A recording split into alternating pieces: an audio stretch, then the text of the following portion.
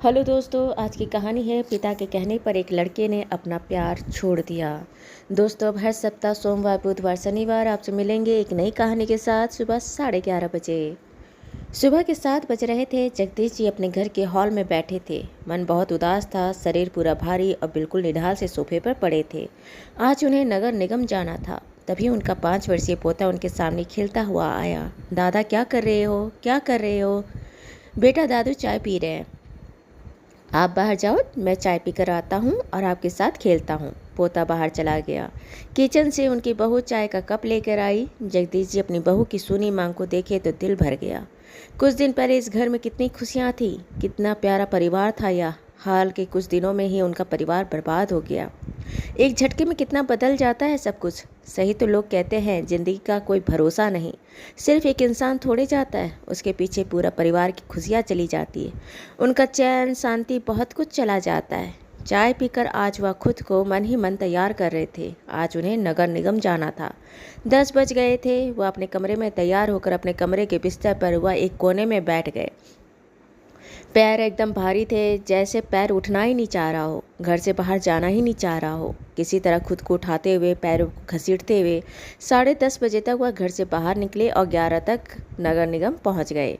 वह नगर निगम आए थे अपने बेटे के मृत्यु प्रमाण पत्र बनवाने के लिए। वहां पर जब वह एक डेस्क पर अपने बेटे का मृत्यु प्रमाण पत्र बनवाने के लिए गए तो सामने में एक लड़की बैठी थी। देखने से वह मुश्किल से 35-36 साल की होगी।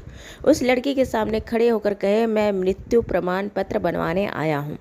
लड़की के द्वारा डिटेल मांगने पर जगदीश जी ने अपने बेटे का पूरा डिटेल्स और कुछ पेपर दिए। मृत्यु प्रमाण पत्र बनाने वाले का नाम था सिद्धांत। लड़के का नाम सिद्धांत, पिता का नाम जगदीश। देखने के बाद, लड़के का फोटो देखने के बाद एक बार के लिए उस लड़की का हाथ जहाँ था वहीं रुक गया। उसने सर उठाकर देखा, जगदीश जी को गौर से देखी। सिद्धांत का चेहरा जगदीश जी के चेहरे से काफ़ी मिलता जुलता था।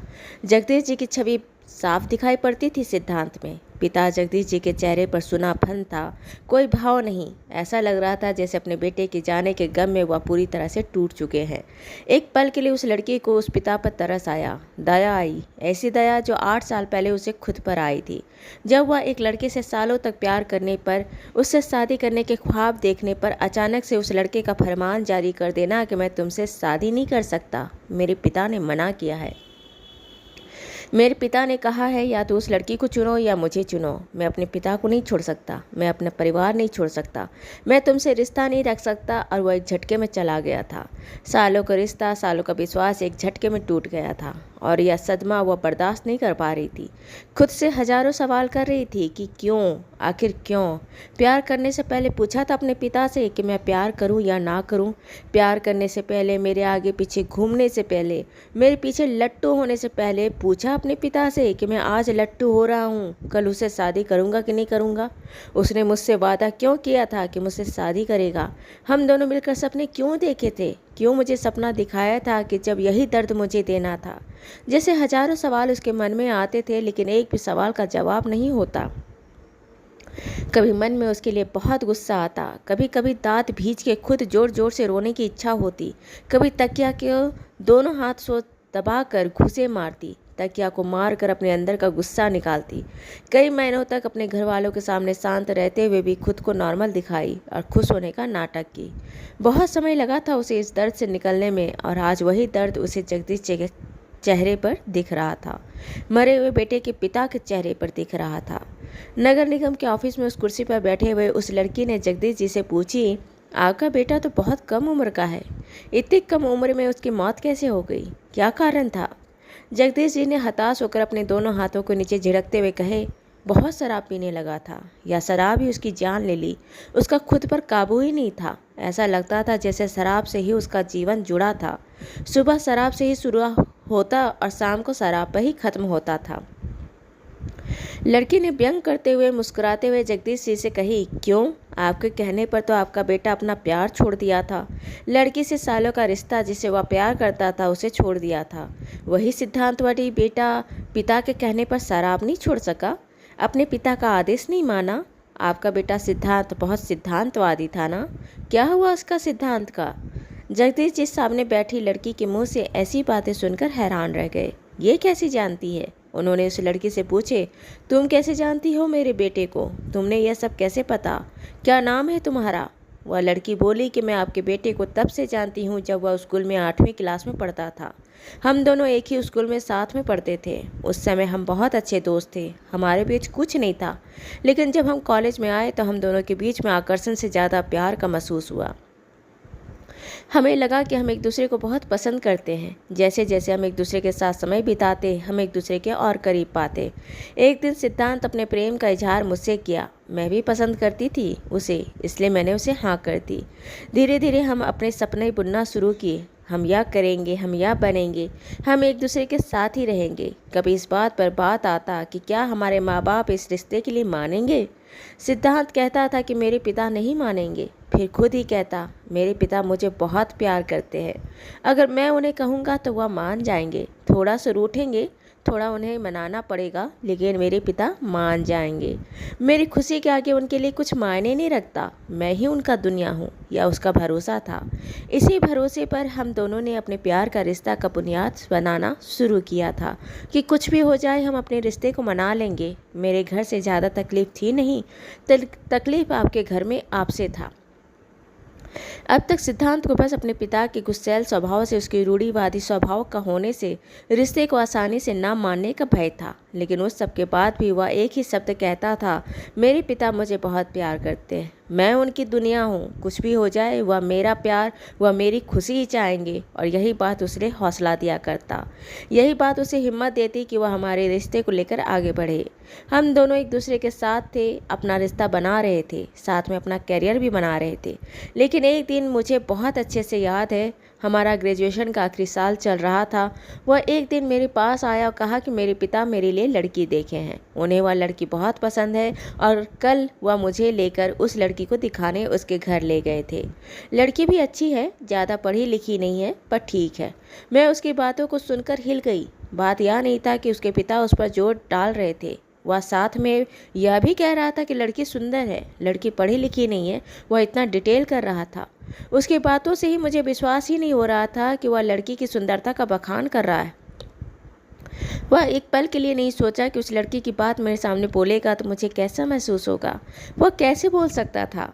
खैर, मैंने बोला, तुम ऐसे कैसे बोल सकते हो? तुम्हें अपने पिता को बोलना होगा, हमारे रिश्ते के बारे में तुमने बताया नहीं।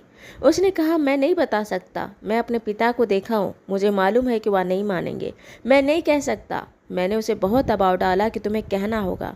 उसने अपने घर में अपनी माँ को अपनी मन की बात बताया। उसकी माँ ने शायद अब से बात की। 2-3 दिन बाद वह फिर मेरे पास आया और कहा कि मेरी माँ ने मेरे पिता को हमारे रिश्ते के बारे में बताई कि वह किसी लड़की को पसंद करता है और उससे शादी करना चाहता है, और आपने उसे जवाब दिया कि इस बात पर कोई बात नहीं होगी, उसे मेरे पसंद के लड़के से शादी करना होगा। मैंने जिसे पसंद किया है वही इस घर की बहू बनकर आएगी, नहीं तो वह या तो अपना पिता को चुन ले या उस लड़की को चुन ले। इतना बोलने के बाद वह चुप हो गया। मैंने पूछा, तुम क्या कहते हो? उसने कहा, मैं अपने परिवार नहीं छोड़ सकता, मैं अपना पिता नहीं छोड़ सकता, मैं उनकी खुशी नहीं छोड़ सकता, मैं उनको दुख नहीं पहुंचा सकता। कितना अजीब बात है ना, सालों का हमारा रिश्ता, प्यार होने के बाद भी, एक दूसरे से मन से पूरी तरह से जुड़ने के बाद भी उसे आज अपना पिता याद आ रहा था। वह दिन था, वह चला गया, कभी पीछे पलट कर देखा नहीं। मैं भी कभी उसे आगे बढ़कर कॉल नहीं की। क्या कॉल करती? जो छोड़कर जा चुका हो उसको क्या बुलाती और क्या कहकर उसको बुलाती? कुछ महीनों बाद पता चला कि उसकी शादी हो गई। उसके बाद मुझे उसकी कोई खोज खबर नहीं है। आपका सिद्धांतवादी बेटा सिद्धांत को बस उसी दिन सारा सिद्धांत याद आया कि उसे क्या करना है, क्या नहीं करना है। सालों तक मेरे से प्यार का रिश्ता रखने तक उसे याद नहीं था कि उसका जीवन का सिद्धांत क्या है, गलत क्या है, सही क्या है। जगदीश जी चुप हो गए। उनको खुशी पर गुस्सा नहीं आ रहा था। उन्होंने थोड़ा धीमे स्वर में कहा, बेटा माफ़ करना, तुम्हारा दिल इस कदर टूटा, या यूँ कहो कि तुम्हारी ही हाय लग गई कि मेरा बेटा चला गया। मेरा बेटा चला गया। भगवान मुझे सज़ा देता, तुम दोनों को अलग करने का सज़ा मुझे देता। भगवान मेरे किए की सज़ा उसकी ब्याहता वह लड़की जिसे शादी करके लाया है उसे क्यों दिया कि वह अपने पति के बिना इतने बड़े संसार में अकेले रह गई। उसका बच्चा जो आज बिना बाप का हो गया, उसे क्यों सज़ा मिली? यह ठीक नहीं था। खुशी ने कहा, कई बार बच्चों के कर्म माँ बाप को भोगने पड़ते हैं और कई बार माँ बाप के कर्म बच्चों को भोगने पड़ते हैं। जगदीश जी बोले, तुम सही कहती हो। तुमसे अलग कर मैंने उसकी शादी अपने पसंद की लड़की से सर करवा दी, पर शायद उसका मन का गलानी था या क्या था या मुझे नहीं मालूम, लेकिन उसने धीरे धीरे शराब पीना शुरू कर दिया। दोस्तों के बीच में कभी कभार से शुरू होते होते धीरे धीरे कुछ दिनों से लेकर रोज रोज की आदतों से लेकर सुबह शाम और दिन भर शराब के नशे में रहने लगा। मैंने उसे कई बार समझाया, लेकिन वह मेरी बात नहीं माना। हार कर मैंने उसे दिल्ली उसके चाचा के पास भेज दिया। उसके चाचा ने भी उसे कई बार समझाया, पर वह नहीं माना। तब उसके चाचा ने हार कर उसे कहा, अगर तू पीता ही है तो मेरे साथ बैठ के पी। यह कितना अजीब बात है ना कि उसका चाचा ही अपने भतीजे को साथ में बैठकर शराब पिला रहे। बात यह नहीं थी कि वह अपने भाई के बेटे को शराब पिला रहे थे। बात सिर्फ इतना था कि वह चाहते थे कि उसका भाई का बेटा शराब तो पिए, लेकिन कम पिए, उनके निगरानी में पिए। लेकिन बात यहाँ भी नहीं संभली। जब चाचा से भी बात नहीं संभली तो हार कर मेरे से कहे, भाई साहब मैं हाथ खड़ा करता हूँ, आप अपने बेटे को आपके पास बुला लीजिए। यहाँ पर कुछ हो जाएगा तो मुझे भी बहुत बुरा लगेगा कि मैं अपने भाई की दी जिम्मेदारी को पूरा नहीं कर पाया। मैंने उसे वहाँ से वापस बुला लिया। वह यहाँ पर ही रहने लगा। दिन बीत रहे थे। धीरे धीरे उसकी सेहत गिर रहा था। गिरता क्यों नहीं, खाना खाता नहीं था, सुबह शाम बस दारू पीता था। खाली पेट दारू पिएगा तो सेहत कहाँ रहेगा। एक दिन उसकी हालत ऐसी बिगड़ी कि सीधे उसे अस्पताल ही पहुँचाना पड़ा। अस्पताल पहुँचे तो पता चला कि उसकी एक किडनी फेल हो गई है। डॉक्टर कोशिश कर रहे थे, वह वेंटिलेशन में था और 2 दिन बाद उसकी किडनी भी काम करना बंद कर चुकी थी। और अगले दिन डॉक्टर ने डिक्लेयर कर दिया कि अब वह इस दुनिया में नहीं रहा। अभी 20 दिन पहले ही उसके सारे अंतिम क्रिया करके उसे इस दुनिया से पूरी तरह विदा किया हूँ। फिर अपने दोनों हाथ जोड़कर खुशी के सामने खड़े होते हुए बोले, बेटा मुझे माफ़ कर देना। तुम दोनों का प्यार इतना पाक था कि तुम दोनों का जुदा करने का ही सज़ा मुझे मिला।